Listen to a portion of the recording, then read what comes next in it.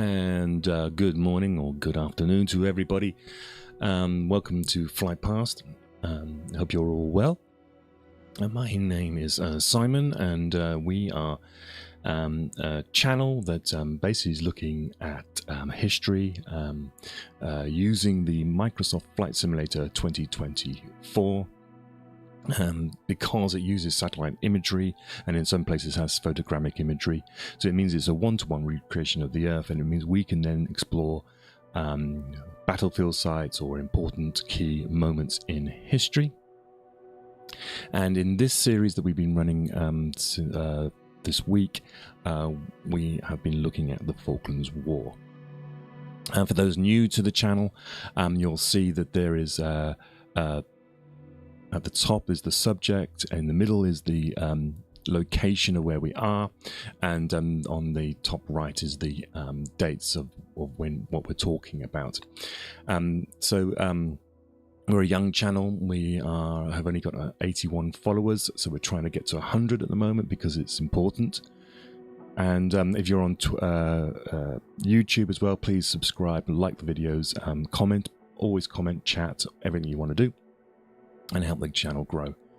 If you have got Flight Simulator 2024, you can join me. I'm on the European West server, so feel free to buzz the tower, as they say, and be part of the stream. Now, I am hosting this, I'm discussing this, but please call me out if you think any of my facts are wrong. Call me out if you want to see something else, or you have something to input, and don't feel free to just add something. It doesn't matter if you think it's been seen before. Now, you should also see, by the way, there are lots of cars popping up if you're watching on YouTube, and these are the previous playlists. So if you're interested in not interested in the Falklands War, but you want interested in World War II, we've got D-Day, a series on D-Day. We've also got a series on Waterloo, the Battle of Waterloo, and the build-up to it. And we're now doing the Falklands War.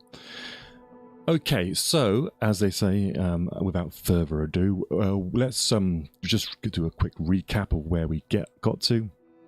And we've essentially got to around about the 26th of April 1982, and this date was significant because the Royal Navy task force had set sail from Britain up here, Great Britain, all the way down, stopping off in Gibraltar and Sierra Leone and Ascension Island, which we visited.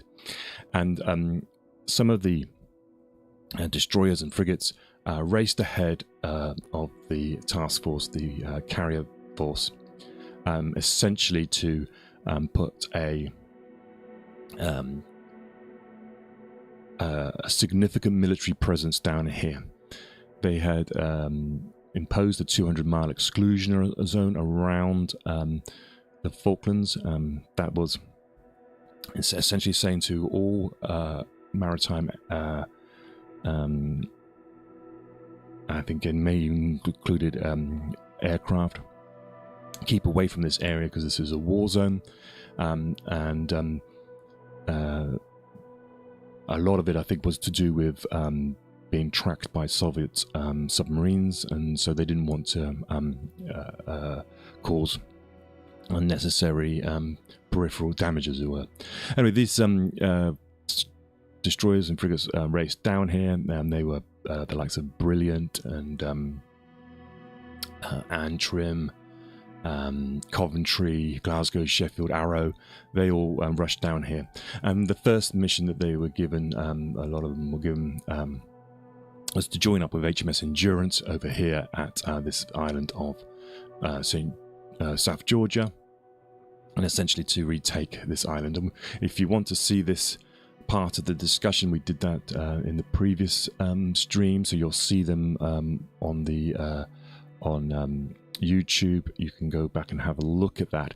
And where we left it was that this island was captured around about the 2nd of April 1982. That's when the Argentine forces raised the Argentine flag here.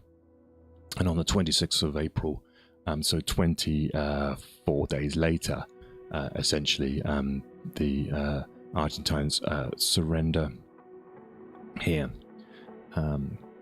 And that's where we left it in the last stream.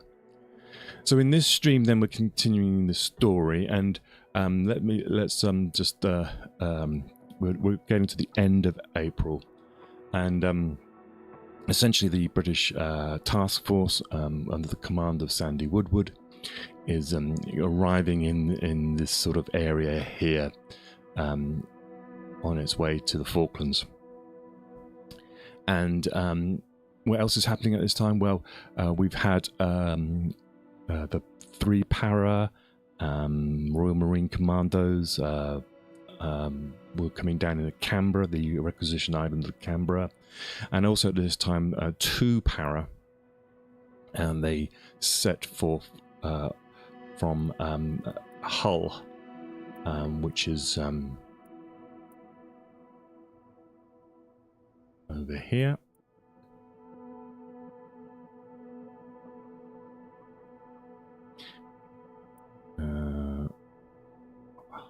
Hull is here. They set off from this place here in the requisitioned ferry, which is the Norland, and so 2 para will leave on the 26th of April 1982 from there. So what else is happening of note? The 27th of April, the Argentine Navy will set to sail with 2 groups, one under the command with the flagship ship, the 25th of May, and that was the name of the ship, and the other one was one with under the General Belgrano, and one of them will set sail from Port Belgrano, and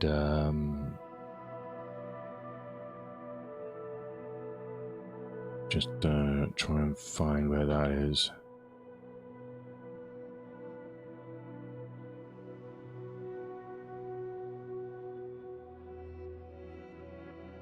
I think it's in the south of let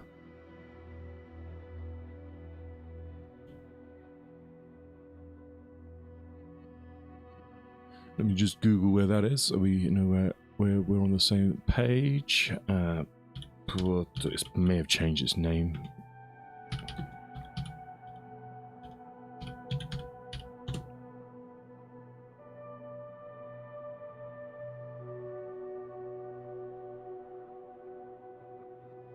So Porto Belgrano is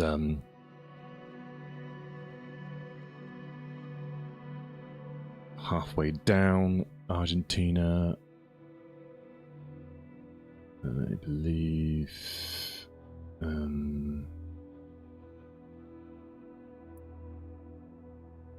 south of Buenos Aires. I think it's somewhere here.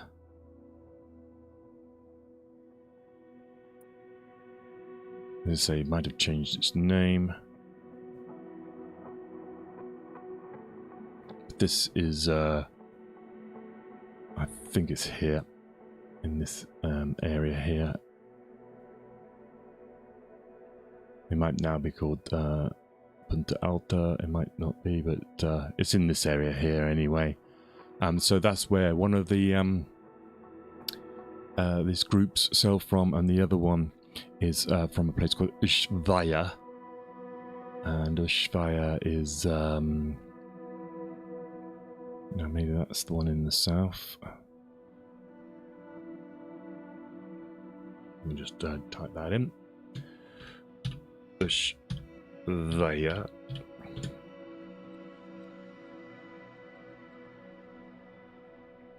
Yeah, that's right down in the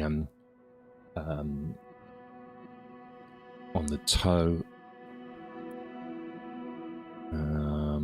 I think it's somewhere here. Yeah, we go. Ushuaia. So that's the 2 places where these 2 Argentine groups, naval groups, set sail from. As I say, there's one in the north at the Porto Belgrano, and that was headed by the 25th of May, the aircraft carrying out 25th of May, and then one in the south was headed by the cruiser, the 1938 built cruiser, the General Belgrano. And essentially they were coming out to sea to perform a pincer movement, essentially having one group up here above the British task force and another group coming south of the Falklands around this way here. So that is the state of play on the 27th of April 1982. So George has been recaptured, and then the task force is now basically on coming on site on the Falklands. So on the 1st of May, the British task force officially enters into this maritime exclusion zone, and a number of things happen at this time.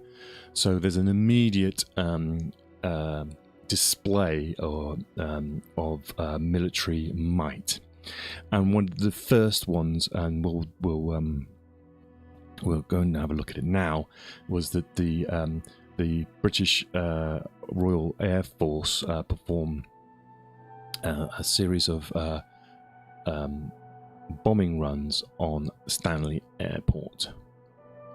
So they're trying at this point to deny the Argentine military the ability to resupply themselves using C-130 aircraft at Stanley. So this is they're known as the Black Buck runs, and essentially they were Vulcan bombers flying in essentially from Ascension Island all the way down, and trying to deny the airfield, and they were dropping 1,000 pounds bombs. And so the first run, Black Buck 1, occurred on the 1st of May. So let's see if we can see any evidence of that. This is Stanley, Port Stanley. This is the airport just here. So let's just jump in there, and we can straight away fly. We're in the Huey aircraft.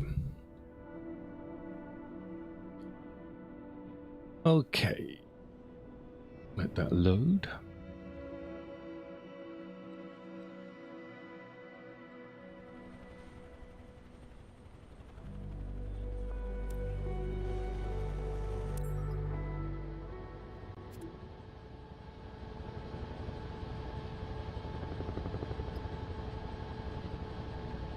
Let's see if we can take off here.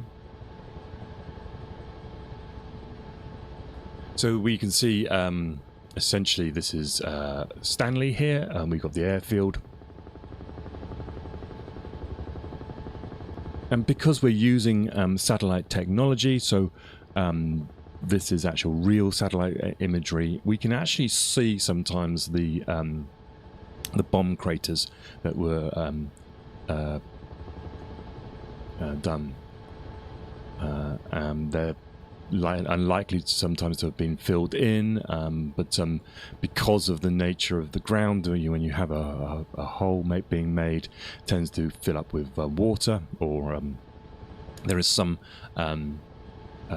moisture difference in the soil, so that the actual grass itself will be different colors. And so we'll fly around. It looks like we're it's a nice day down here, and we'll just circle round now and get familiar with the area.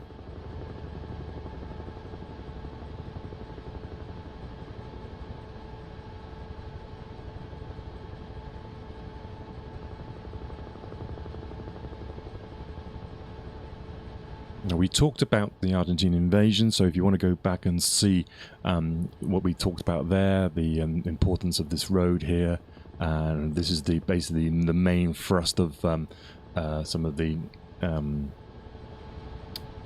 Argentine armour came down this causeway here.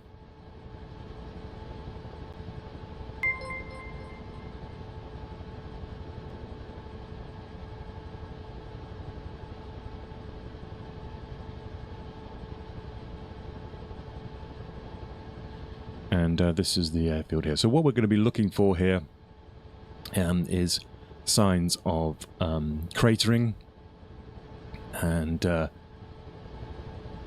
we'll stick in the helicopter for now. But I think you can obviously see straight away these craters here, and these look like 1,000-pound bomb craters.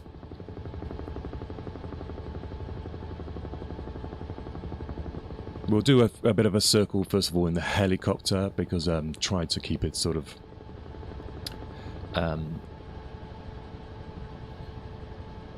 flight simmy and less in the drone, but we'll jump out in the drone in a minute. Thank you. Hi, Guy, and hi, author. Thanks. What is today's subject? Well, today's subject is essentially we're just doing chronologically the war, and so we're just finding out what's happening. So today, the date is 1st of May 1982, and the first real significant event of this day is this Black Buck run by Vulcan bombers trying to deny Stanley Airfield. And the interesting thing about this run, when we'll get into it, is the direction that the bombers come and try to bomb the airfield. And you can see from these craters that the run actually went from left here to right, and you can see those craters there. That was the direction. So it's a bit of a strange direction to be bombing if you were trying to deny an airfield that essentially runs east-west. So you do a bomb run, and if anybody knows the technical reason why they might do that, I'm going to assume it was because of air defenses here, made it easier to come in a sort of a northeast to southwest direction. It could also be that there's a technical reason for it, that if you drop a stick of bombs across that angle, then one or two are likely to hit the runway, whereas if you dropped them down the axis of the runway, then if you missed with one, you missed with all.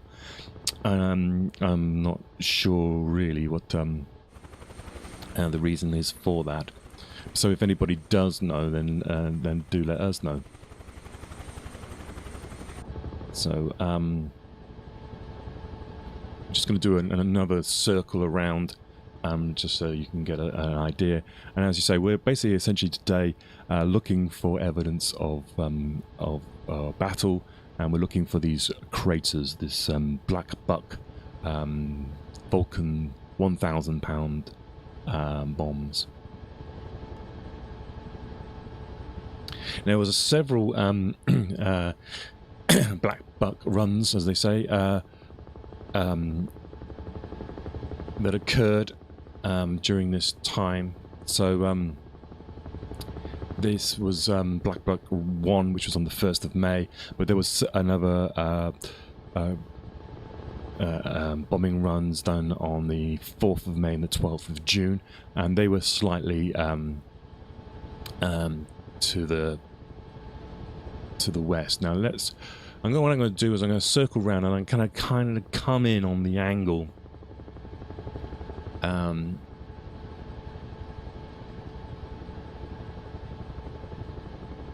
that these Vulcan bombers came in at. And of course, they were probably thousands of feet high. The airfield was surrounded by anti-aircraft, and there was also a Tiger Cat battery. There's a radar station here too.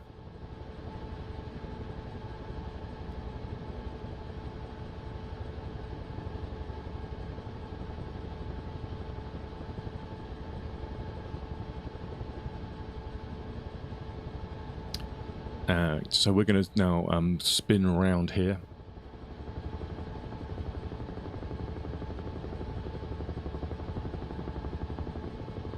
And we're going to come down the angle of the Black Buck 1 on the 1st of May.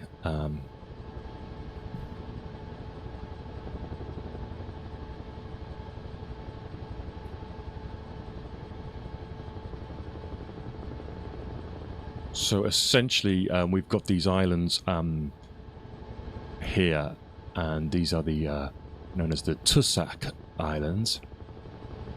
And the first run, Black Buck 1 was essentially coming over this island here, the one on the west, and the first set of bombs, the first stick of bombs started to land to the north of the runway and then cross from the northeast to south west. So let's see if we can follow that line, and I believe it's kind of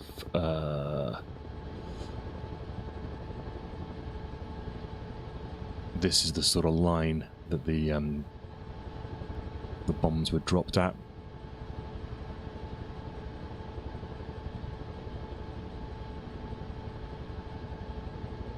And these are the 1,000-pound bombs, and they began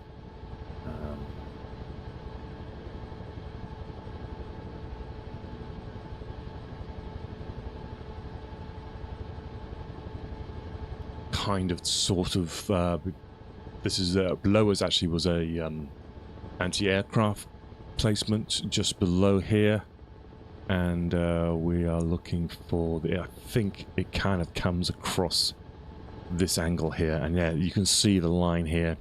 So there was I think it starts here and it just comes across, and you can see the run of bombs being dropped. Boom, boom, boom.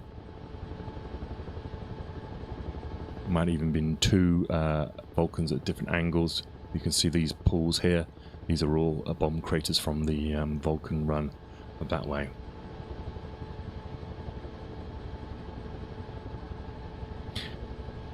Okay, so let's just move the aircraft around again.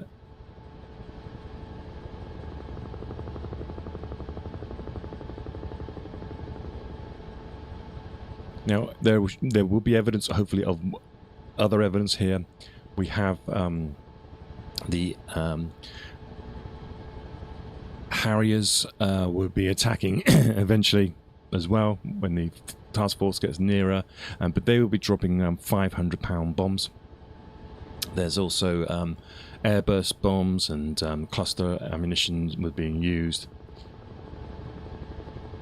And there was strafing runs done, and we'll also see evidence of naval shells. Now, naval shells, I think, are the largest of them, and we might even see these pools here at the end of the runway. This might be some evidence here of some naval gun shells. So I think these are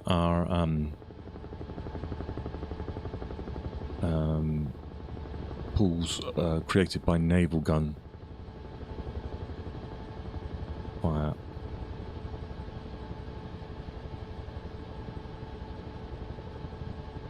Okay, let's actually let's pause here. Let's jump into the drone.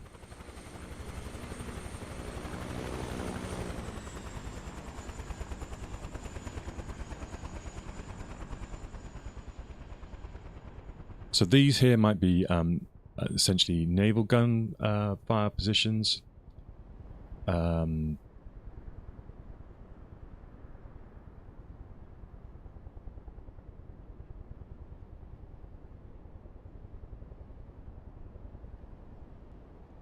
There was definitely some in this area over here.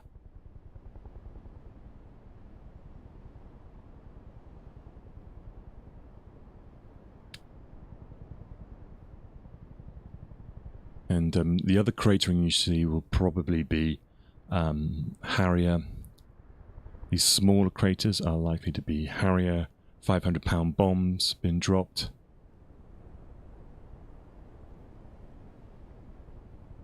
And we have see these larger craters here, I believe, are naval gunfire. These ones are filled with water. Now, as I say, Black Buck 1 obviously is pretty clearly this run here. I think it starts on this side. It may have been filled in, but these holes here may possibly, these might be anti-aircraft positions, actually. That looks very sort of octagonal. That might be an anti-aircraft position, and essentially you'll see that this has been repaired, but the bomb run actually went across the runway here. The other Black Buck run essentially came down this area here, and I think these here might be remnants of that run. It looks like there's been some construction work around here. May have covered some of these shell holes. Barton, good to see you. So we are covering the Falklands War at the moment, just to keep everyone up to speed. And we've been discussing, this is the 1st of May 1982. And this is one of the most significant events at this time, was this Vulcan bomber raids. They were called Black Buck. And I don't know if how long you've been watching, but the first bombing run essentially comes over this island here, and over the peninsula of this is called Pembroke Peninsula, and these Vulcan bombers were dropped 1,000-pound bombs, and they basically you can see the remnants of these bombs here on this line. Boom, boom, boom, boom, boom, boom, boom. And actually, this first one, I believe, two of that stick began on the actual runway itself. We may see evidence of naval gunfire as well on here, and as I was saying, the Harriers were also bombing the run. They did a lot of air burst weapons, trying to damage aircraft, and they were flying more down the axis of the runway. But if the smaller bomb bursts, you might see. Let me see if I can get a good area. There are likely that there was quite a lot of 500-pound bombs dropped in this area here. So you may see smaller craters, still evidence. You know, that one there might, for example, could still be remnants of those 500-pound bombs. Here, for example, is a good example. That's likely to be a 500-pound bomb. And the airfield was surrounded by anti-aircraft weapons positions. And there was if I get, for example, there was one essentially here. It's likely to be in this area. There was one which I believe is this position here. It might be this position here. You can see the sort of octagonal nature. That would have been an anti-aircraft position, probably. We may even have evidence here of old trenches, or I'm not really sure what this scarring is here. This might be just recent work, or work that's occurred afterwards.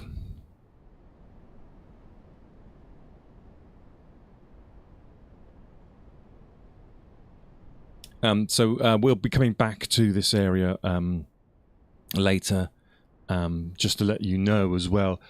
For example, this place here is called Hooker's Point, and stationed approximately in this area here, somewhere here, might be this position here. This was where an Exocet missile battery was stationed, and this is where an Exocet was fired at HMS Glamorgan from this position here. So yeah, that's the Black Buck run, and you can see it's clear as daylight and it's brilliant. So it shows that the satellite imagery is working on Microsoft, and that we can basically start to assume now that these round holes in the area are likely to be shell holes, and we'll hopefully, when we go up to the scene of the battlefields, you're looking at up this way towards Tumble Down, Wireless Ridge, all these Harriet, all these famous battles that occur at the end of the war. We should see some evidence of cratering up there. Right, I think that'll be a good place to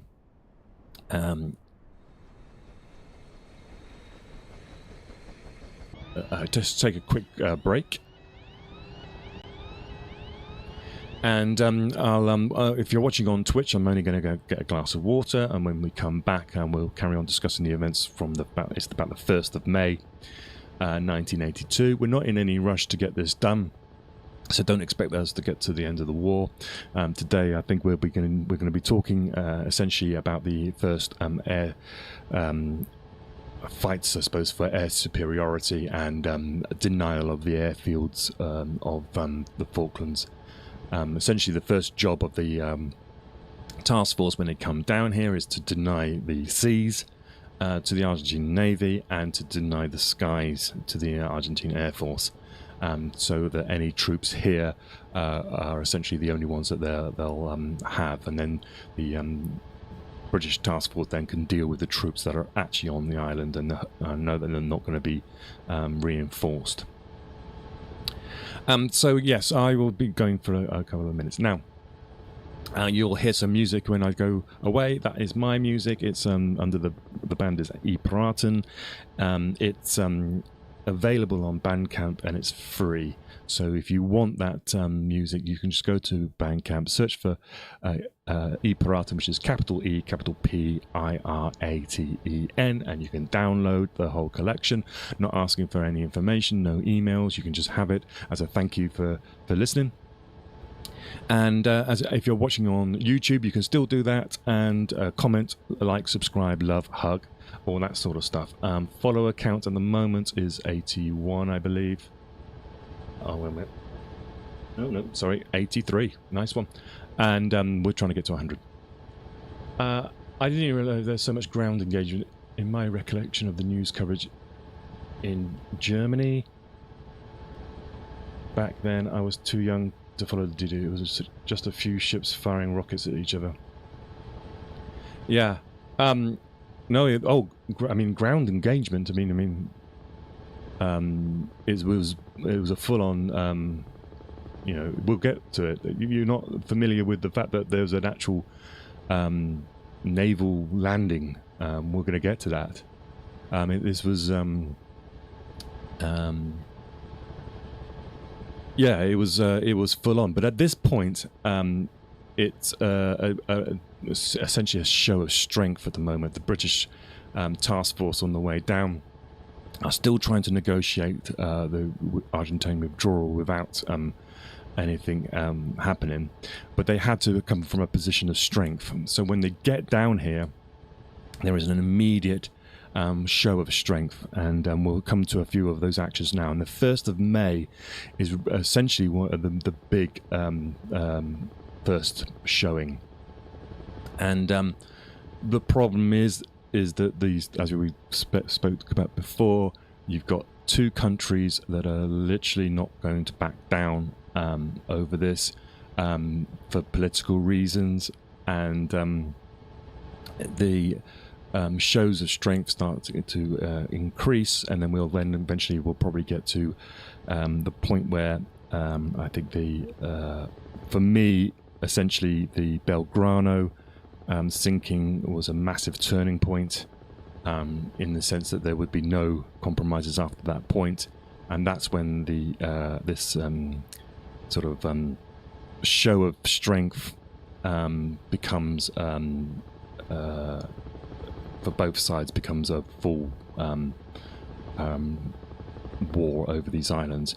And you've got to remember, the other thing that is a massive factor in this battle, this war, is the weather. We are May 1982, and we're getting into a South Atlantic winter. And essentially, you've got a race here where Argentine troops are not supplied anymore, and they've been suffering from living in these inhospitable islands, and the British task force is literally rotting out to sea after around about 2-3 months at sea, and essentially their supplies are running out, and it gets down to the wire. I mean, it's literally, I think, I don't want to make any spoilers, but I think Sandy Woodward said that the task force was sort of like within 10 days of having to reconsider pulling back to resupply. It's going to be a full-on war here. There's going to be a lot of hand-to-hand fighting. And when I was a kid, we were shown we weren't hid from us any of the details of especially the sinkings of the ships. But a lot of the details of the fighting was covered up from us, and we can see over the years the details come out about the nature of the fighting and how close it got. We as British people felt obviously very proud of the British Armed Forces, but it was made out that it was a cakewalk for the British, and I think we're going to show in a lot of these discussions that yes, the Argentines was a convict army in many ways, but they fought elements of it fought incredibly bravely, and were no sort of raw recruits essentially. So yes, we're going to get to that, but that's in the future. So let me take this break, and when I come back, we shall continue the story of the 1st of May.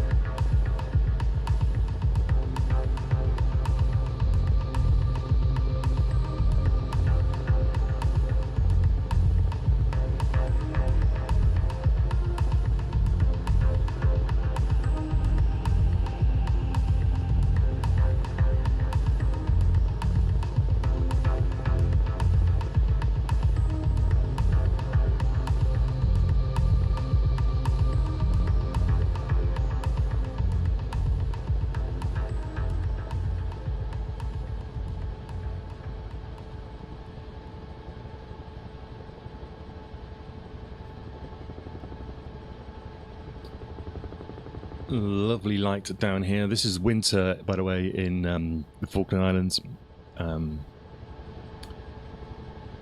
I think I've got the local weather on. I'll just check. What I'm going to do is I'm going to move this back actually to May, and we'll make it May the 1st. So the light is a little bit different.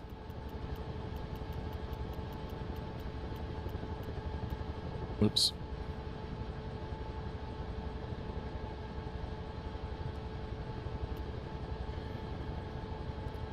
Okay, so yeah, a little bit lighter because it's a little bit closer to the equinox.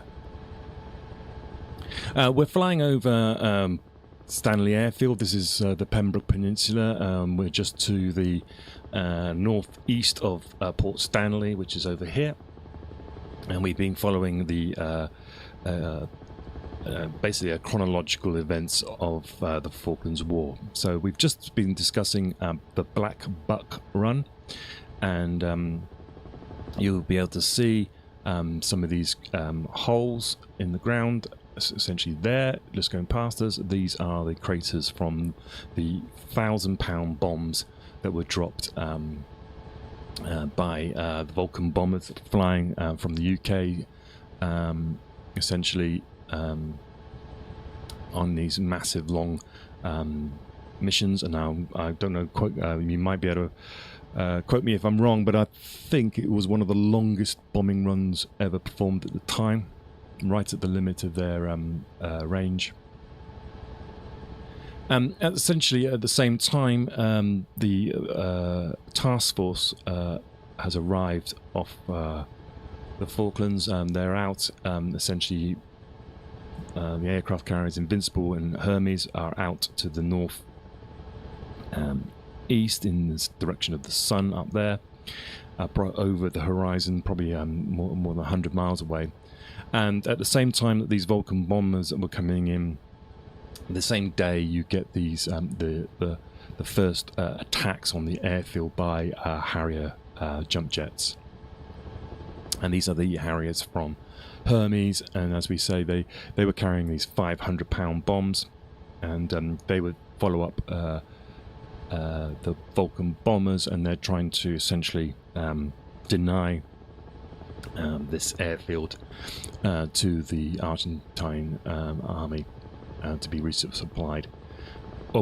Along with this as well, Glamorgan, Alacrity, and Arrow, HMS Arrow, they begin to shell Argentine positions around Stanley. And so this is all going on, as well as this is the time when the teams of SAS and SBS, so the Special Air Service, Special Boat Service, and they specialize in this case in reconnaissance. They're inserted onto the island, and they will be taking up positions essentially to begin their reconnaissance of the Argentine positions around the island.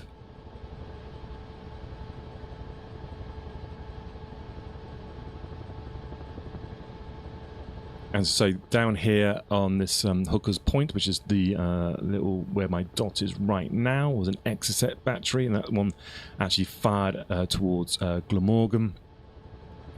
And this is the if we come down here, we might be able to see some evidence of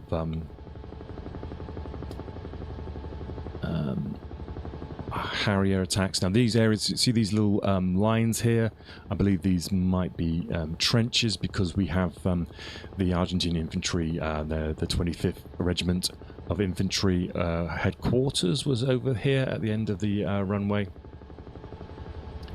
And at the end of the peninsula as well, there was a Argentine Air Force infantry stationed.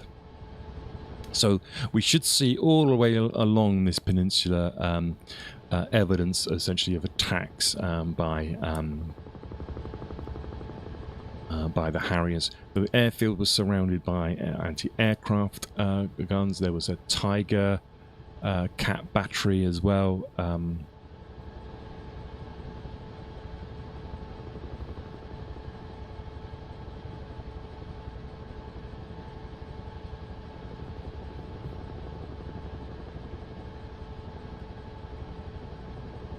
So at the end here is this is Cape Pembroke, and so we have our Argentine infantry stationed here. Let's see if we can get low. And hi Barton, how are you? Good to see you. So yeah, the Argentine Air Force is stationed out here, and you should see evidence in the ground down here. And then we have the essentially the headquarters, the 25th Regiment of Argentine Infantry was around here somewhere. So this is all attacked, and then when we get past this area here, which may be evidence of some bomb craters, we get into a ring of aircraft, anti-aircraft batteries.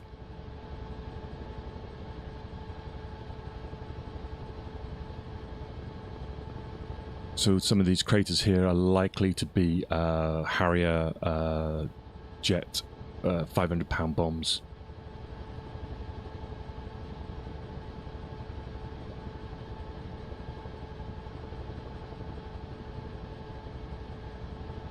So the 1st of May is the first,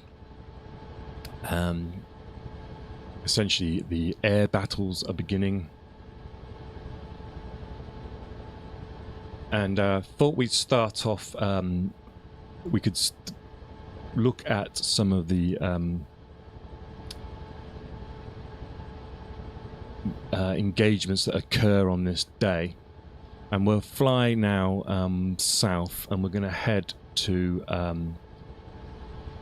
Goose Green, because Goose Green was the site of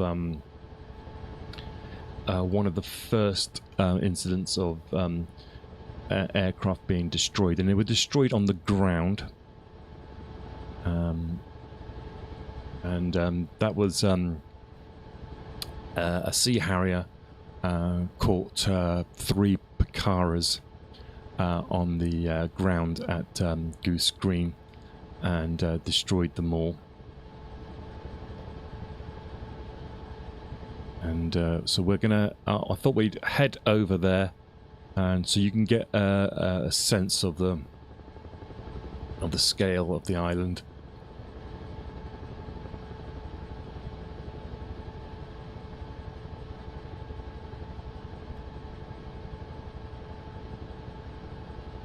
And as we do that, we can then talk about the next day.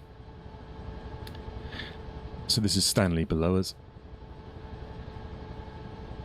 So the next day is the 2nd of May, and this is the one of the most significant days of this history, because it's the day that the Conqueror, HMS Conqueror, it's basically a nuclear-powered attack submarine, sinks the cruiser, the Argentine cruiser, the General Belgrano. And so on the day before, as we see, there's a lot of air activity and there's naval bombardment, a show of strength, and then they get the controversial General Belgrano sinking. Now, you've got 2 ways to look at this. It was you could deem it as a necessity because the task force was being put into pincer attack. As we mentioned, the Argentine Navy had set sail from Porto Belgrano and Ushuaia. Essentially, the carrier group was moving around to the north of the islands, and the General Belgrano group was coming around to the south of the islands. They were skirting the 200-mile exclusion zone, but after the war, both the captain of the Belgrano and the Argentine government recognized that really wasn't a line that meant that they were not a legitimate military target. Now, by the time the Conqueror sent a message back, essentially there's a problem with the chain of command of the British forces. Sandy Woodward would have wanted to be in charge of the submarines as part of the task force, but the submarines were basically having to go via Northwood communication-wise. And so, and essentially, when you go back to northward, and you've got a decision such as, we're tracking the General Belgrano, eventually it ends up, the decision to fire ends up on the Prime Minister's desk. And that is because, it's such an important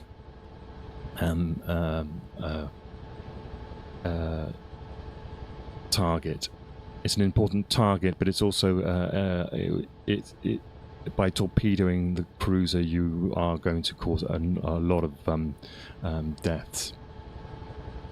Now, General Belgrano, I think at the time, was being tracked by the Conqueror, and was actually moving towards the task force. But by the time the message comes back, essentially the Belgrano had turned around and moved back towards the port. But the Conqueror wasn't confident that it could keep tracking of it in the South Atlantic, and so they fired their torpedoes and sinks the Belgrano. And as we discussed before, probably around about 300, I should really get this exact, but it was around about 300 sailors died. And this is a turning point. There was 323 men were killed. This is it could have gone two ways. It could have been that was the signal. Okay, that the Argentines say, yes, we do realize you're serious, and pull out and surrender. Or it could have the opposite effect. And of course, when you have a military junta and you have this sort of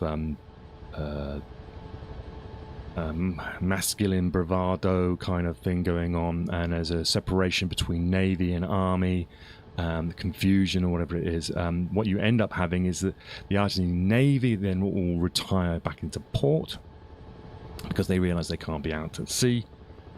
And they basically essentially leaving the Army on the Falklands exposed. Now, any rational person will realise then that essentially it's almost a matter of time then that the tide of war would change, and you would surrender, but they don't. The Argentines remain on the island and continue. And as we'll see, they'll have their own retaliation when they begin sinking Royal Navy ships with Exocet missiles. So this is when it's turned from, I would say, a lukewarm war into a seriously hot war from this point on, because the Argentines do not surrender or do not back down in a show of force that we've already seen at Stanley. Then the war turns a lot hotter. And the second reason why we're flying here down to Goose Green is there's an airfield here at Goose Green as well. So the whole point of the task force is to try to deny any access points of the Argentine ability to resupply. Now we're coming over Bluff Cove. This is the scene. Fitzroy Bluff Cove is the scene where some supply ships, Sir Galahad and Sir Tristan, are hit later on in the war, and this is the scene of where the Welsh Guards are caught out in the open. So we'll be coming back here, looking at Bluff Cove. Now the weather is closing in. I'm going to just change this so we can actually see. There we go. I do like live weather every now and then, but yeah. So this is we're coming up on Bluff Cove right now, and essentially in this is where the Welsh Guards are caught on the supply ship, and we can talk about that later on in the discussion. But we're going to carry on now. This roads, by the way, are all new. These weren't here. These are new roads being put in. And this is a road that is coming down to a new airfield called Mount Pleasant, which we will probably fly over. I think it's just over here. And that's a new RAF base that was built after the war. It had essentially it's got a larger runway.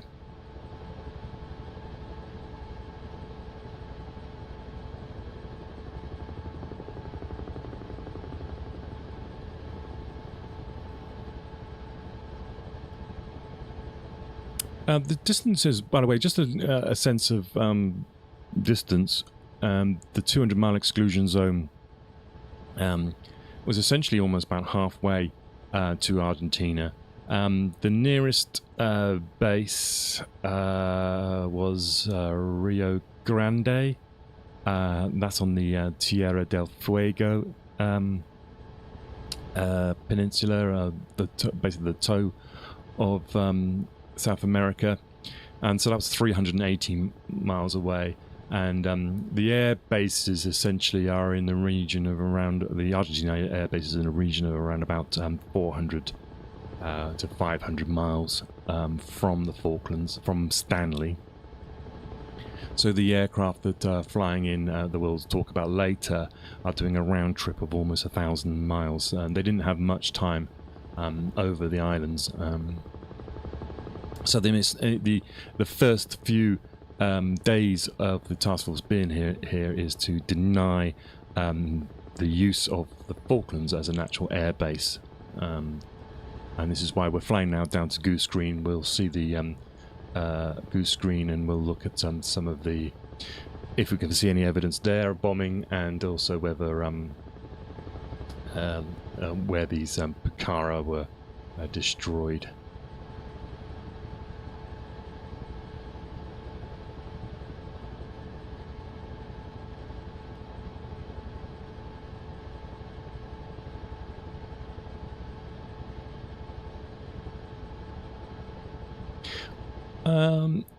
On this day as well, so there's 3 Pucara. They're actually destroyed by a Harrier, and that's on the ground. But we do have on the 1st of May 2 Argentine aircraft. There are 2 Mirages, and they are downed by a Sidewinder on a Sea Harrier.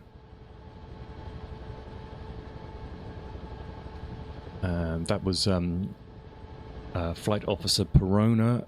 Now I'm just going to see if we can find where that occurred. I think that was up at Pebble Island, which is an island to the north.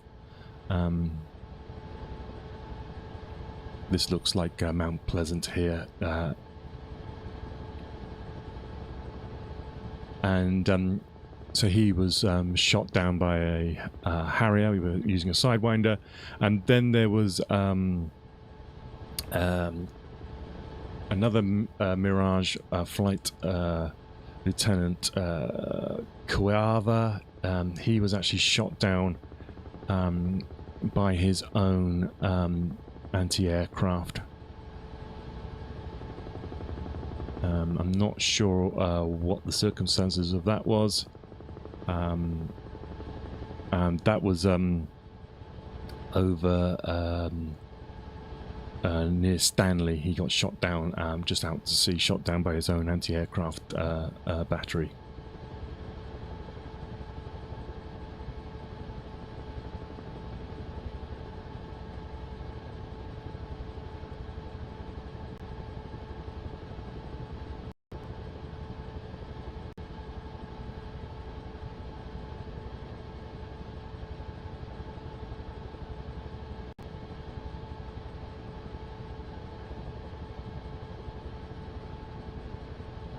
So this is the new base that was built after the war.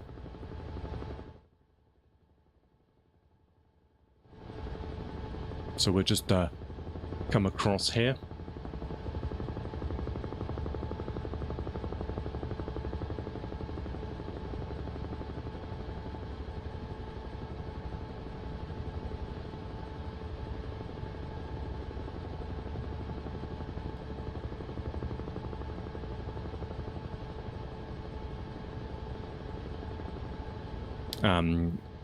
Presumably this is the best place for it to have been built, nice and flat. It's a longer runway, so it enables the RAF essentially to resupply direct from the UK. The runways are a lot longer.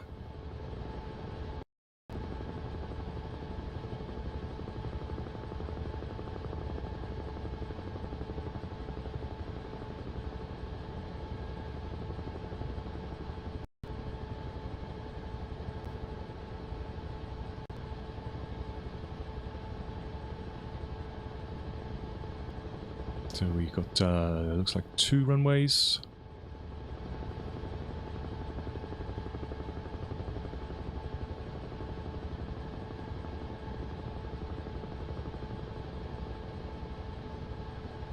I'm not sure. These buildings aren't photogrammic. So this is the new base that has been built. We are on our way to Goose Green. And so we need to turn right. This is Goose Green is this neck here.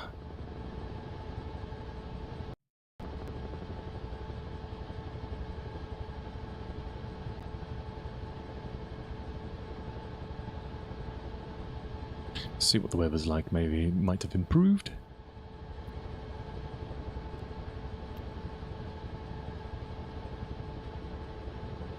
Not by much.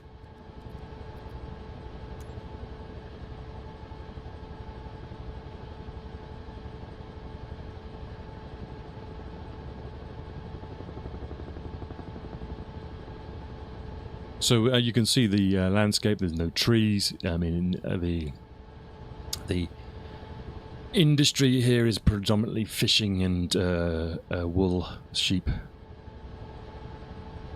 But you don't want to be spending very long out here. The climate itself will wear you down, and we'll see by the time we're talking here May. The final surrender is in June, and Argentine troops have been out in basically living in these lands 3 months or so, and you're pretty much gone native.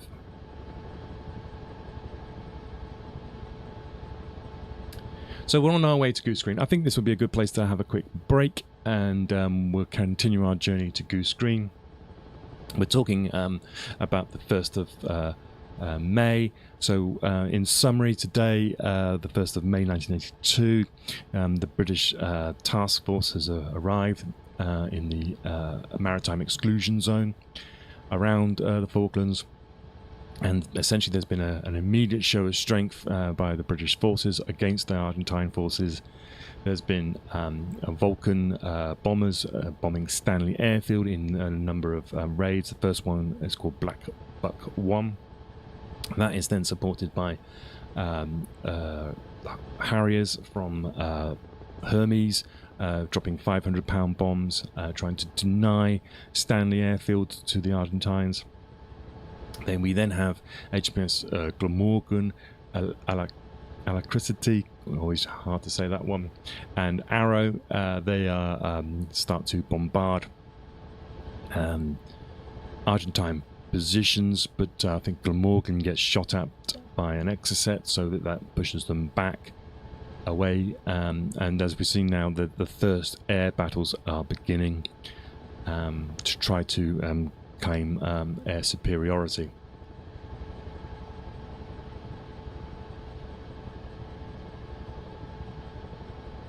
And the other significant event is the SAS and SBS have started to be inserted onto the islands and to perform reconnaissance roles, essentially to start locating units, artillery positions, headquarters, everything essentially that would be useful in the coming months. Okay, so we'll come back then, this bleak and barren land, and in a couple of minutes. If you're on Twitch, please like, subscribe, and I'll see you in a mo.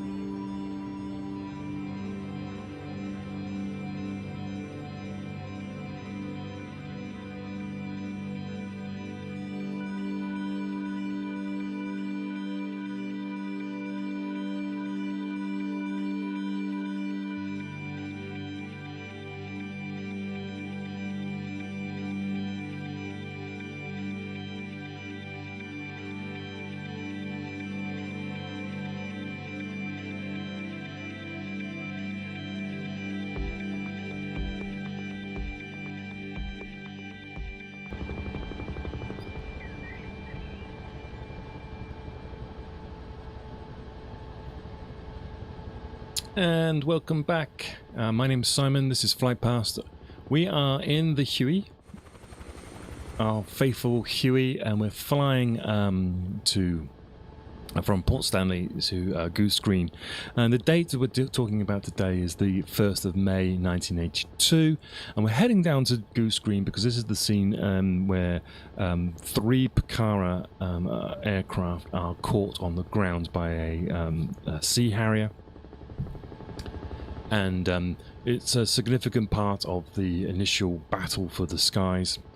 On this day as well, Argentina loses 2 Mirage fighters, one up at Pebble Island, which we'll go and have a look at soon, which has got another airfield on it, and that was to a Harrier with a sidewinder missile. And then there's another Mirage essentially gets shot down in a friendly fire incident at Stanley Airfield by their anti-aircraft weapon. I think it was also a Sidewinder. And what you notice about this war as well is a lot of the equipment that these armies are using they're using almost the same equipment. Exocet missiles are a French missile, ship-to-ship surface missile, and air to surface missile. Sidewinders, US air-to-air missiles. A lot of the guns are similar. In fact, some of the ships that the Argentines are using were built by the British. We talked about one of them being the Trinidad, I think it was. It was a Type 42 British destroyer that aided in the initial invasion. So we're talking a proper sort of modern warfare. We're talking radar, gun batteries that are similar. You could argue a lot of the troops were, some of them were, especially the Argentine commandos, were quite high quality, but a lot of the army of the Argentines were actually conscripts. So you could argue that that was one of the big differences between the two. So this is the we're on East Falklands, and essentially you've got this sort of the East Falklanders divided by this kind of a peninsula, like a neck, and it's quite a significant neck because there was Argentine troops stationed to the south of this, and we'll come up to potential landing sites for the British forces and what they consider to be potential landing sites. And one of the reasons why landing sites weren't chosen to the south of this particular neck here, which we're approaching, is because the neck is so narrow that it would be a real sort of pinch point. So we're coming up now on Darwin and Goose Green, and of course many people will be familiar with the these names, and we'll definitely be coming back here not too far in the distance, because this is where there is a major battle here. There was a significant amount of Argentine troops stationed here, and they're trying to defend this neck, which you can see here. So this where my white dot is now is this neck, and what we're actually looking at here is the Battle of Goose Green, where the powers actually roll up this neck here all the way to here. And we'll come back and have a look at this battlefield, but it's essentially that they approach all the way along this neck here, past Darwin and then into Goose Green.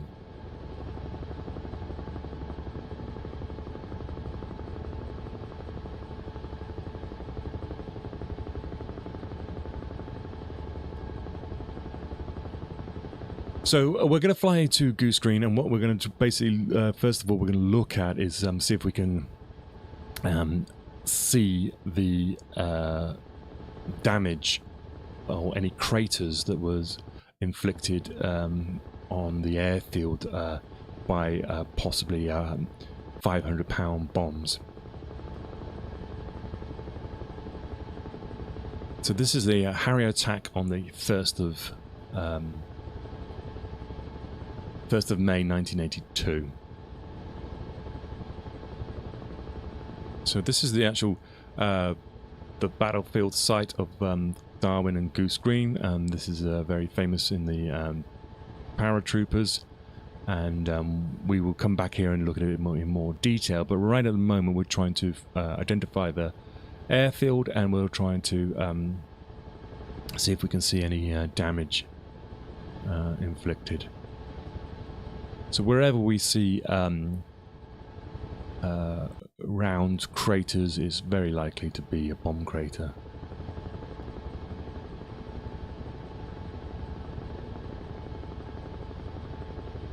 Now, Goose Green was essentially a large field. It wasn't a natural runway. I think this is the airfield here to our left.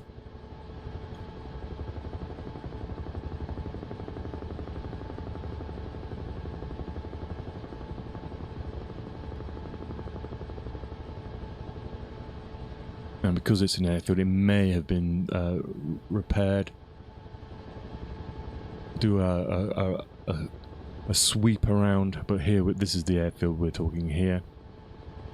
We'll do a sweep around and we'll look for any evidence of bomb craters. If we'll do one sweep around in the inside, and then we'll get out and have a look. So I'm suspicious about these pools here. They look possibly created by bombs.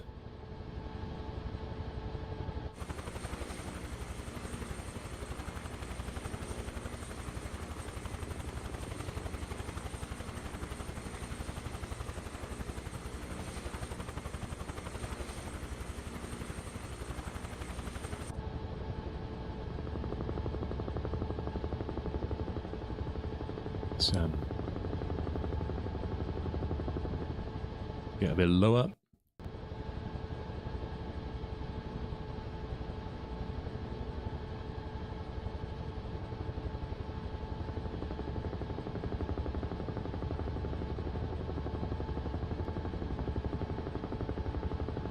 So any circular area might have been filled back in again.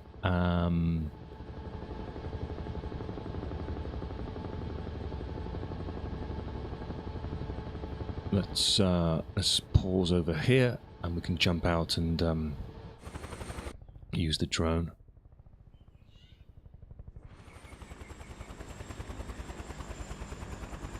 Okay, let's have a quick high angle look.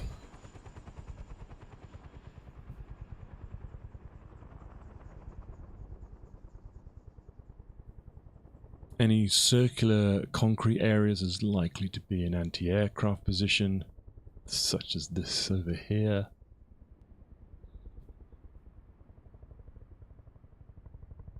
This possibly is an anti-aircraft position.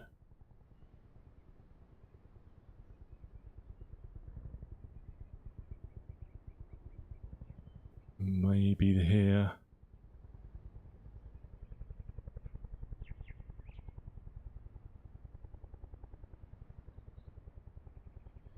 Now these are 500-pound bombs, so they're not going to be as obvious than the Vulcan 1,000 pounds.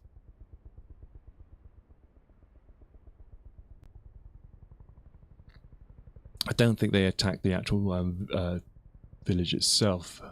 Fear of civilian casualties. There's some suspicious dots here. This could be, these look like they're in a little bit of a line. So there's definitely something there. I'm not sure what these are. They look like something vertical with some sort of shadows going on.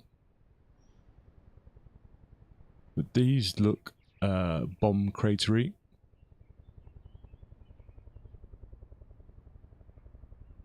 And they look probably about 500-pound bomb size.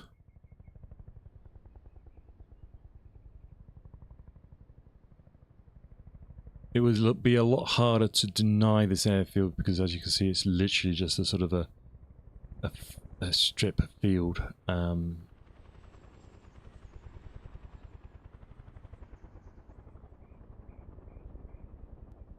It looks like there's two at least.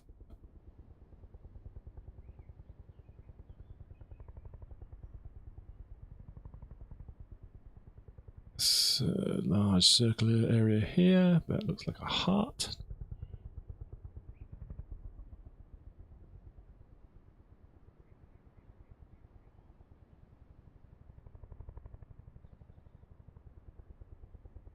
So my suspicions are on these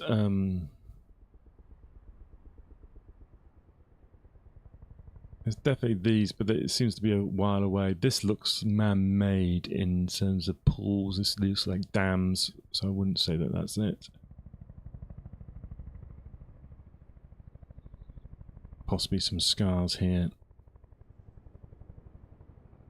But not really clear. There's some sort of building there. That looks like an old building.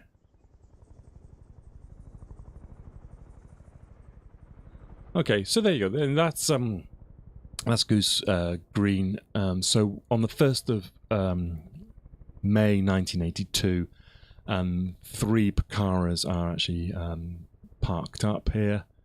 Not exactly sure where. Anyway, they're caught by a Sea Harrier who drops some bombs and destroys them.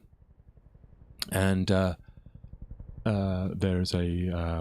there's a pilot officer, Yukich, is killed in that attack. So this is on the 1st of May.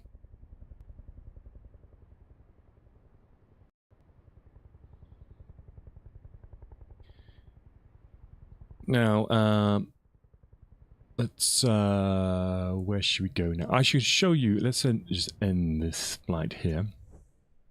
Let's show you the other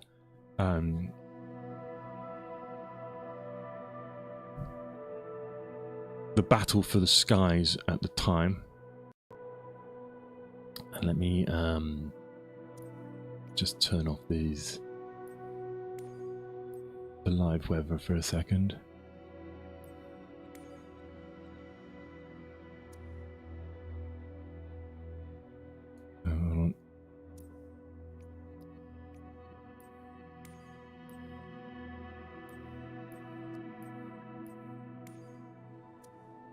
Okay, so we're here at Goose Green, and so the beginning of the war occurs. So the first thing that they do, they're trying to deny the airfield of Stanley, and this is where we have the attacks of the Vulcan bombers and the Black Buck raids, and Harriers are coming in and attacking here. The Mirage of Flight Lieutenant Garcia Cueva is shot down in this sort of area here by anti-aircraft, the Argentine anti-aircraft batteries which surrounded the airfield. As I say, back at Goose Green, 3 Pucara are caught on the ground, and that leads to their destruction by the Sea Harriers using a 500-pound bombs, and the pilot officer Yukic is killed in that attack. The other one was another Mirage was taken out, and it was essentially up here at Pebble Island. So this is Pebble Island. Again, there's another airfield, as you can see here. And that Mirage was shot down essentially around about this area here by a Harrier using a Sidewinder. And there were 2 other aircraft shot down this day. Let me see if I can find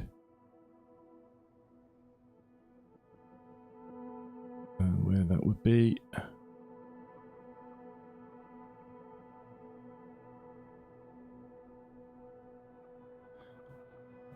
So one of them was at Lively Island,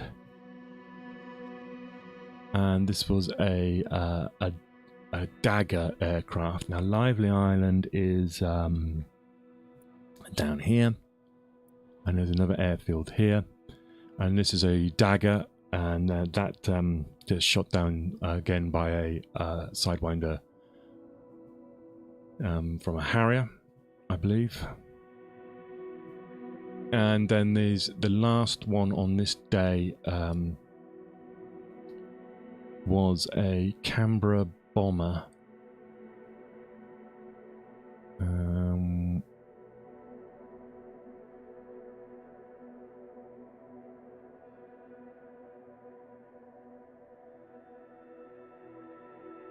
trying to find out where that occurred.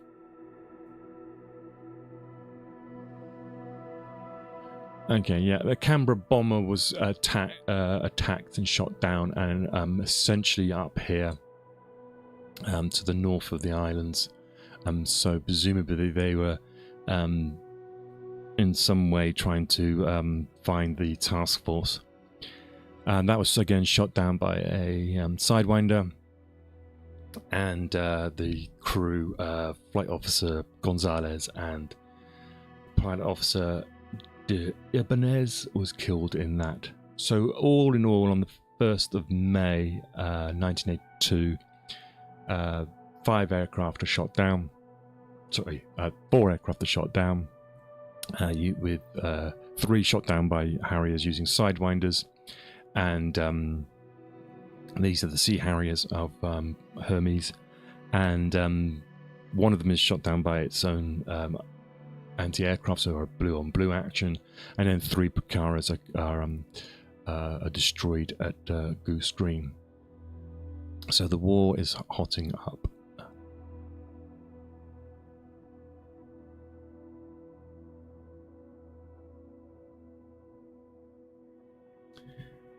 The flak stations are still maintained, or are they ruins now?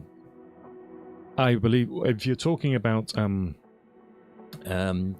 Stanley or Mount Pleasant. I mean, I mean, we've got Mount Pleasant is an RAF base, so yes, they are.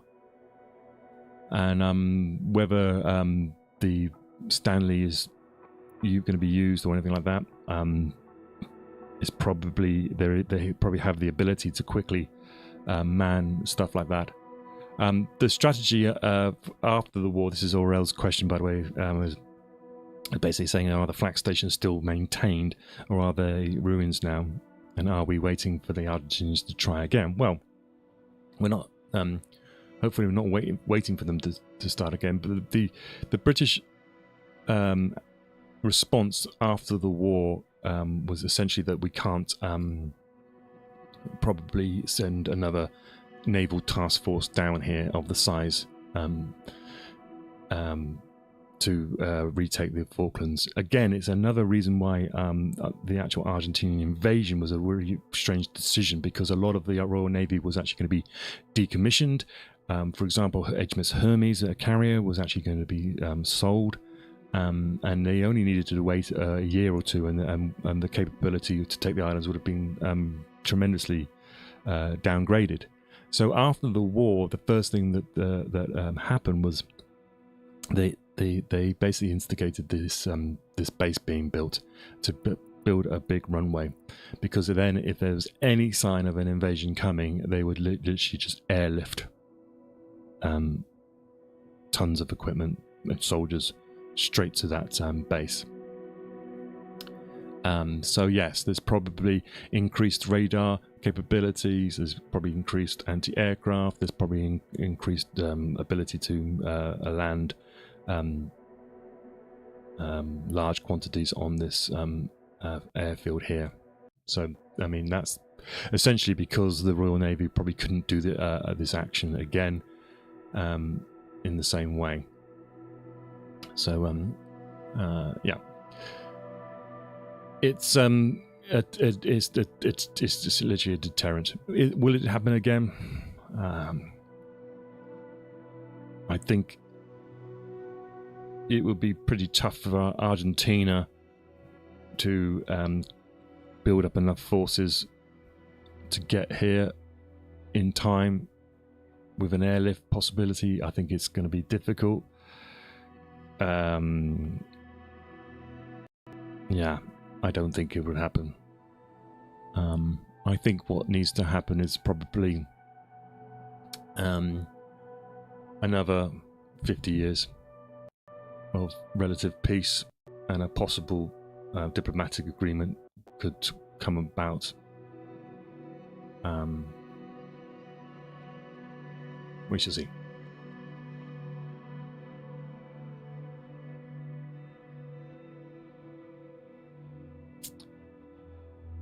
So NATO Article 5. So this is a good question, and I am going to have to say I'm not. So if you're talking about NATO Article 5, so the question is, why wasn't NATO Article 5 triggered? And that's a good question, because and was names involving NATO? I have no idea. So I think what you mean by NATO Article 5 is that if one NATO country is attacked, then all the other NATO countries come to their defense. I don't know the answer to that, to be honest. I would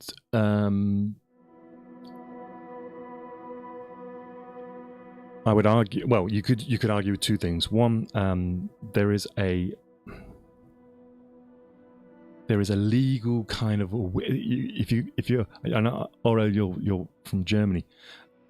Even I sometimes don't understand what the relationship of the Falklands are to Great Britain.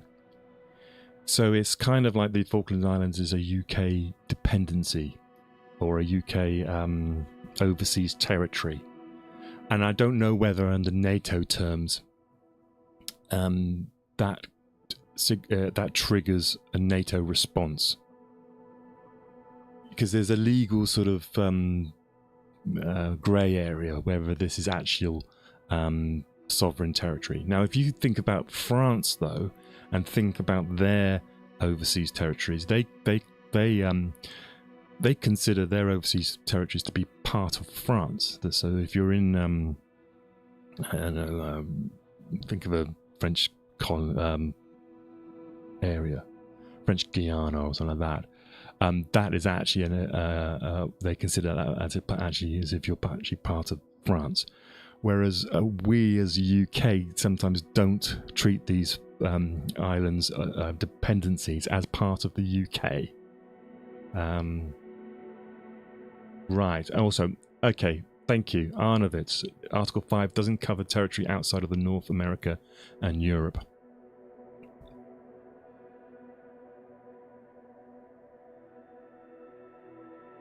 Yes.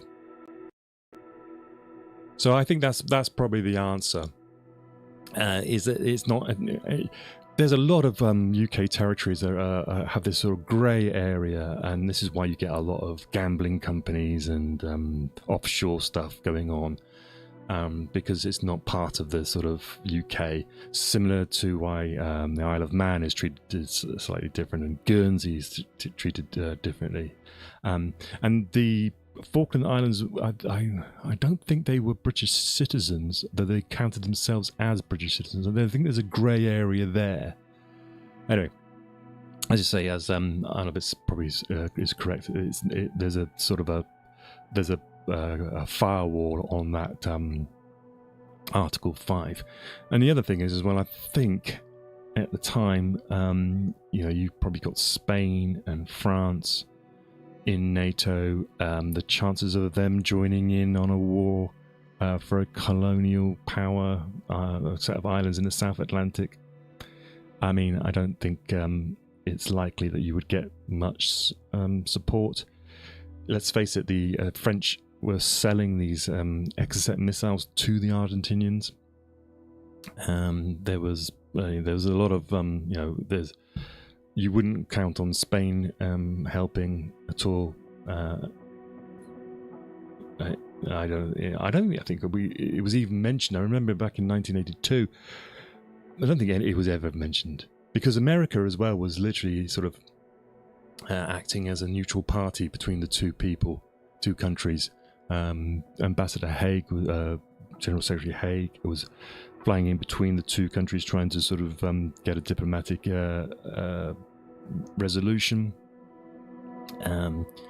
It was unlikely then that America, who was one of the chief sponsors of NATO, would side with Britain over Argentina at the time. So yeah, I mean, it's messy. Anyway, but that is the politics. We're just here to look at the actual battles itself, really, and I'll leave you guys to think about that sort of stuff. But thank you very much, Arnovitz and Aurel. That's cool. Where were we? Yes, so we just had the first air superiority attacks. In terms of airfields, by the way, you can see that there's quite a few here, but these are mainly grass fields. But the main one was definitely here at Goose Green. There was at Pebble Island as well. There was a number of aircraft called Picaras based there, and then Stanley itself. Right, and I think that's a good spot to take a quick break.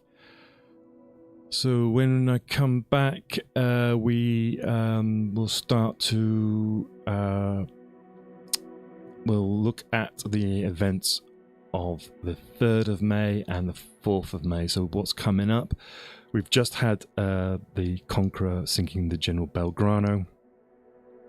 And a response comes very quickly in the sense of an attack on the task force, and we'll see that the ship HMS Sheffield is hit by an Exocet, and that happens on the 4th of May. So you can see the tit for tat is starting to build up very, very quickly. Right, I'll be back in a minute. I'll see you in a moment.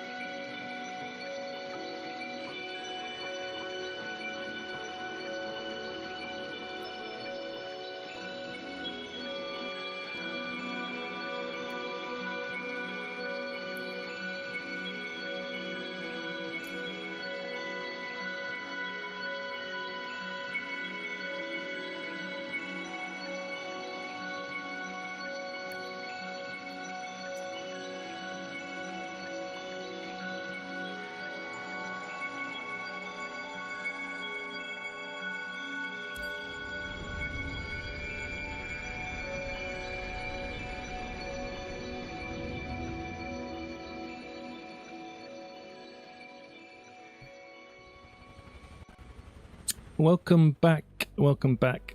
Good to see you. I'd like to thank everybody who's been joining in. I'm just to finish this last one. This is the last section of this stream. And we're going to be looking at the events from the 1st of May to around about the 4th of May, 1982. I quickly just relocated. We're here at in South Argentina, and this is the air base of Rio Grande.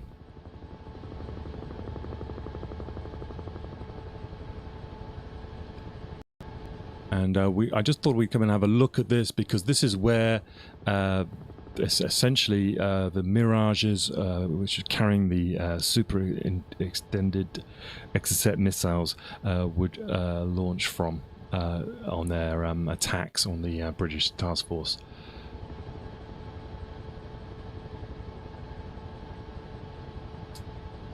Okay, Aurel, thank you. I want to correct that. Only DOM, the Departments Outre-mer, are considered French homeland. Territoire Outre-mer seem to have a similar, not so clearly defined status of the Falklands. Yeah, so the Falklands is probably your equivalent of the French TOM. Territoire Outre-mer.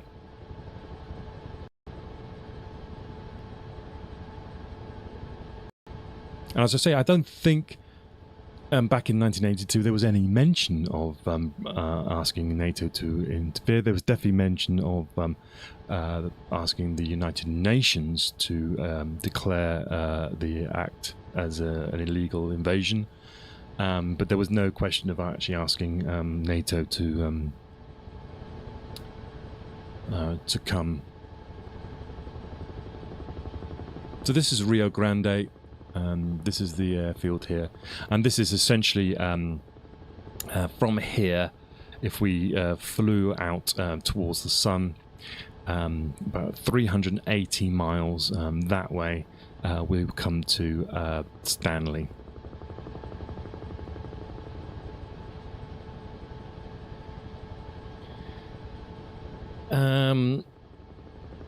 Now, after the sinking of the Belgrano, so the Belgrano actually was set sail from a port down to the south of here. There was another instance where a Royal Navy helicopter catches a Argentine patrol vessel. This is called the Alferez Dombral.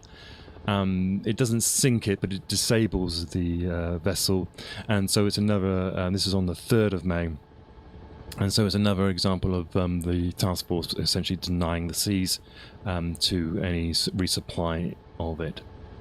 And then we come to the 4th of May, and this is when the Sheffield, HMS Sheffield, is hit by an Exocet missile, and if I just grab the map,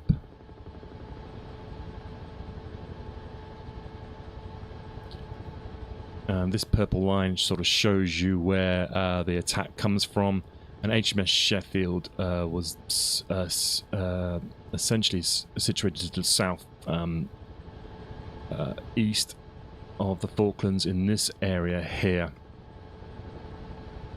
And there's a whole story about what that is, but essentially Sheffield is acting as a sort of these sort of frigates and destroyers are acting as a sort of a air defense screen around the aircraft carriers. Sandy Woodward knows that his aircraft carriers are essential to this operation, and then if they lose one of these aircraft carriers, it makes it really, really difficult for them to complete their mission. And so there's this ring, layered ring, basically, of frigates and destroyers acting as air defense, early warning air defense against attack from the Argentine Air Force. Now, these Mirages would come in Essentially, the biggest danger of these Exocet missiles is that they could be fired over the horizon. So they wouldn't, essentially, they would be very, very late in seeing these attacks. And so they could sort of fire these missiles in a sort of the direction of where they think the ships are, and then the Exocets sort of fire in. And of course, what happens is that the and we'll see as we progress through this war, there's a lot of these ships that are in this sort of air defense ring are getting hit, and the first one is the Sheffield.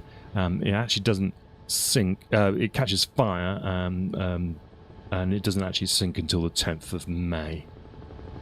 And that's where this is the air base where that attack comes from. Right, let's now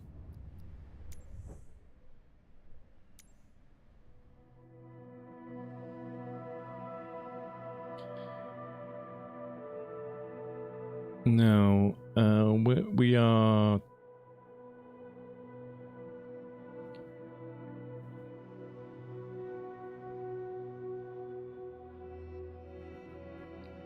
so this is the area where Sheffield is sunk in this area down here. Just want to go back. Let's just head back to Goose Green. So we've had the Belgrano destroyed, sunk. We now have the Sheffield sunk. The tit for tat is getting a lot higher, and it's becoming. It's got to the point now where there's none of these leaders are going to back down. It's too politically dangerous for them to do that. If Margaret Thatcher pulls back, I mean, that's the end of her government, and it's the same with the Argentine military junta. It would probably be the end of them. The stakes have got too high, and it's going to end in proper warfare. Now, at this stage, it could have been left to some exchanges out to sea or in the air. It didn't have to come to actual battles on the ground, but it does. We are now on the 4th of May 1982, and we start to get the first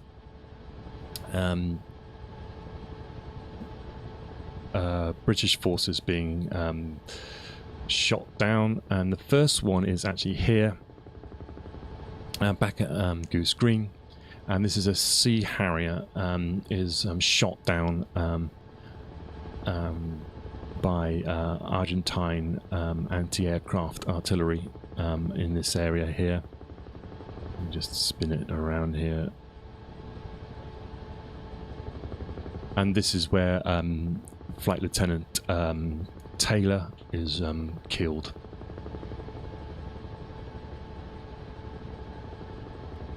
We are side slipping here. Where we go?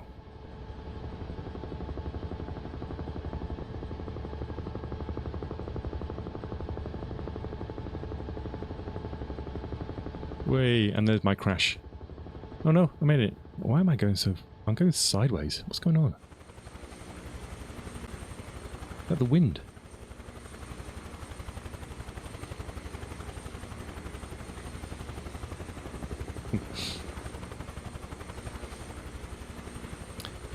And let's talk then.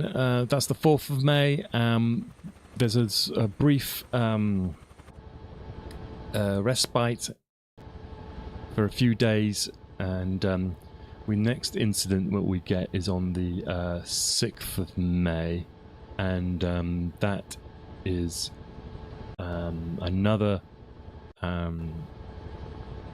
incident, and it was involving 2 Sea Harriers, and I'm just going to try and find where that happened.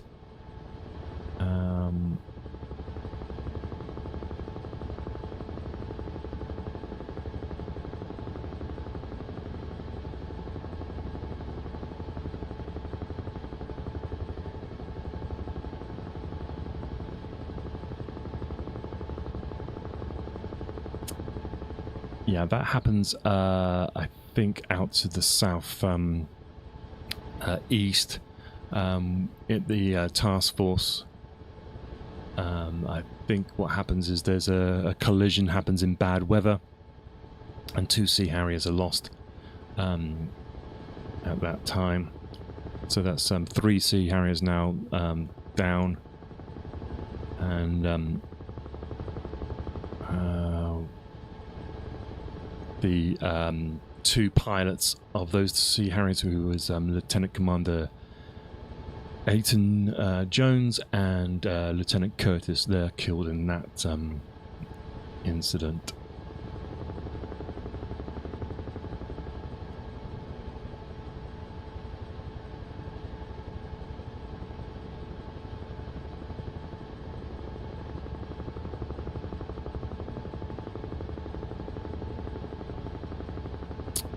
Okay, just want to get to the position so that when we come back, we can start talking in the actual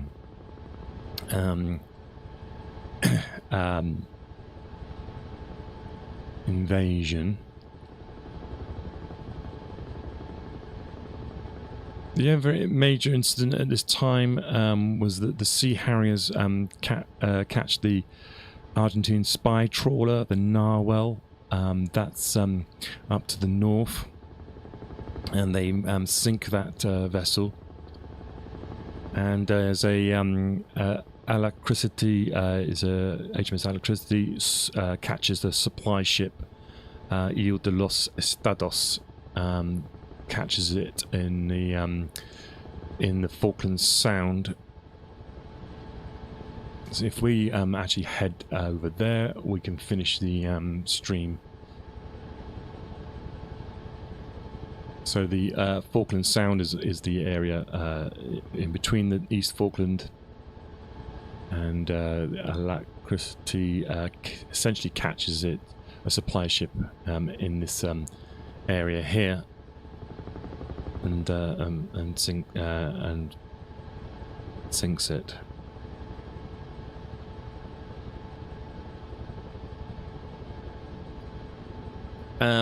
Other significant things. So we've had the paratroops, the Parachute Regiment and the Royal Marines have essentially been the first troops out to take over. These are kind of like shock troops. They're kind of British special sort of troops, airborne or seaborne. They're kind of the sort of the elite kind of troops for the British Army, and then you get what's known as it's the 5th Army Brigade are sent out, and this is the Scots Guards and the Welsh Guards. And one thing you've got to realise about the British Army is they there's a lot of there's a lot of rivalries in it, and there's a lot of sort of internal politics going on, and so it's these paratroopers and Royal Marines are sort of they don't want to be seen to for them to be the ones doing all the work, so they have to have these essentially these sort of guard battalions sent out there. And so you get the 2nd Battalion of the Scots Guards and the 1st Battalion of the Welsh Guards sent out, and also you get the Gurkha Rifles. These Gurkha Rifles are Nepalese. I'm not completely au fait with the historical nature of them, but they're essentially, you can almost see them as a shock elite troops again. Basically, really, really, really tough guys. They set sail anyway from Southampton on the requisitioned liner, the QE2.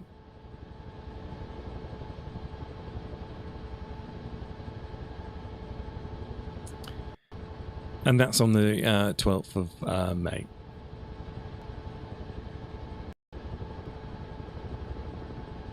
So we are coming up on 2 hours, and we're just going to fly. We're going around the East Falkland at the moment, so you can see the sort of scale of the battlefield and the what's going to be occurring, and you can see the nature here. I mean, this is it's very much like Scotland. It's there's no trees, heather, peat. Seriously wetlands. You don't want to be exposed to this much longer, and so the race is on at the moment to try to get this recapture of the islands done before the winter comes, and that's what the Argentinians are literally hoping for. They hope that if they can hold off the British forces for the thick of the winter, a South Atlantic winter, then they're going to cause a lot of issues for the British task force. So this is the reason why there's speed in this war is valued over careful planning, and there's a lot of you take these men, take that hill. I don't care how you do it, just get it done. And so there's a lot of that that will go on. Hopefully we are... Just want to get to Falklands Sound, and then we've flown across the island.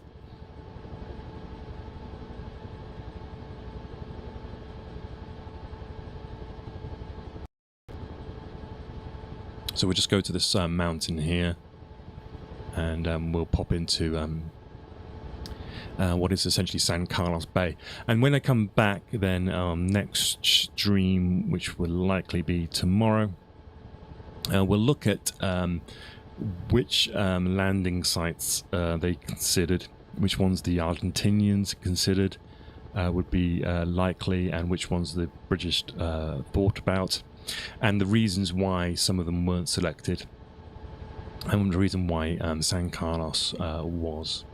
So we'll be that's where we'll pick back up again. So the date is the 12th of May.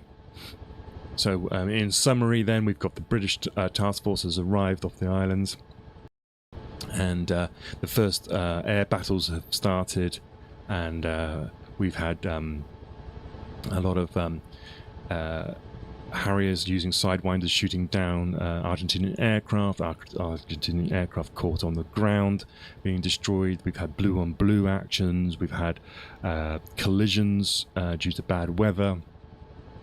We've had the sinking of the Belgrano. We've had the sinking of HMS Sheffield, sinking of the trawler Narwhal, and supply ships, the Ile de los Estados. And so very, very quickly then, in the space of a week, the battle has gone from something that was going to be an attempt to have a diplomatic ending, has now turned into a proper war. Thank you, Aurel. Thank you very much. I really appreciate that, and I appreciate you joining in and giving me your perspective, because it's great to see your perspective of this battle from a German point of view, and we will, and I find it fascinating how these things happen. And looking at this landscape, it's just ridiculous how anybody would want to fight a war down here. It's absolutely mad. And and you can see how these tiny little things just each, it's like boiling the frog, isn't it? It's the sort of little bits happen, and there's never one thing. You don't go from peace to war. It goes from sort of little tiny little incremental bits. But I hope that you find it interesting. I do. So, So yes, thank you for everybody who has joined in today. Let me just show you my goal target, because, it's important. we've got to about 83 now. Sleepwalking into war, yes, and where we have heard that many times. And trying to get out of it seems to be a problem, especially this day and age.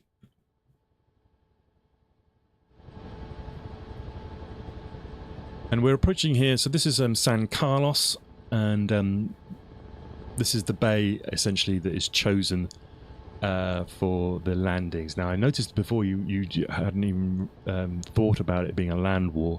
Well, this is where the task force will land their troops. This has actually got a D-Day, so this is another D-Day, and they will essentially choose this bay as their position to offload all their troops. And we're probably 30-40 miles away from Stanley. As you can see, we've just flown from Goose Green, so you've got a sense of the distances. And this is the basically the bay where we have the offloading of troops and the build-up of land forces. You can see quite clearly it's sheltered, and the issue that the Navy has is that the landings are going to be conducted, and there isn't air supremacy. So there's no air supremacy. There might be air superiority in terms of, but they're not denying the space. So these ships in this bay come on under repeated Argentine attacks. Now we know that the Argentine aircraft carrier, it's called the 25th of May. As soon as Belgrano is sunk, returns to port. Now they have a lot of these aircraft called Skyhawks. Just because the aircraft carrier doesn't go to sea, those Skyhawks are transferred to air bases that are nearer, and they become important in attacking the task force in this bay.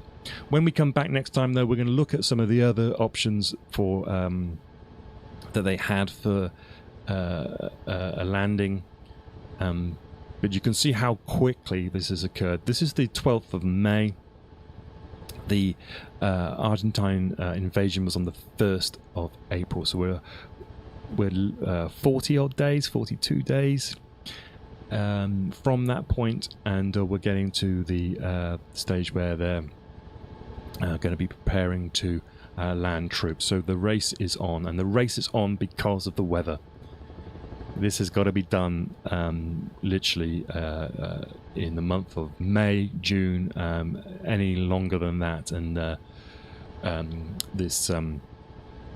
conditions will just be impossible for the task force to operate. Right. So there you go. That's about 2 hours of streaming. I'd like to thank you again, and I will see you all tomorrow. Help yourself to the music, by the way. Go to Bandcamp if you want it, and grab that. And if you are watching later on YouTube, please subscribe and do all that lovely stuff for me. And I'll continue the story then in the next one. Thank you very much for watching. Bye bye.